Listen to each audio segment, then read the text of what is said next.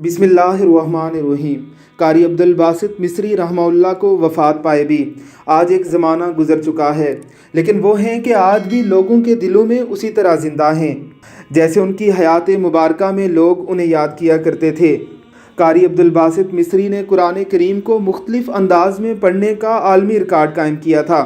एक ही सांस में कुरान करीम की बेशुमार आयात पढ़ने का रिकॉर्ड भी उन्हीं के नाम है। आज भी बड़े बड़े कारी कुरान उन्हें फॉलो करना अपने लिए फ़ख्र का बायस समझते हैं। आज हम आपको एक ऐसे कारी कुरान से मिलाने जा रहे हैं जिसकी आवाज़ और अंदाज़ बिल्कुल कारी अब्दुल बासित मिस्री रहमहुल्लाह जैसा है। इसकी तिलावत कलाम मजीद इस वक्त पूरी दुनिया में वायरल हो रही है।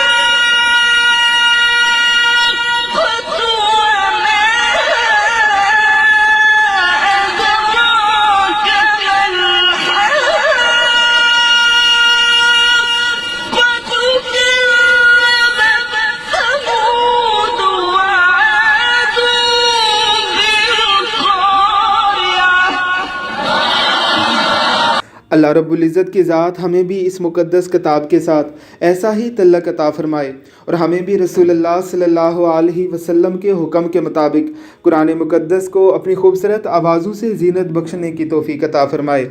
आमीन सुम आमीन।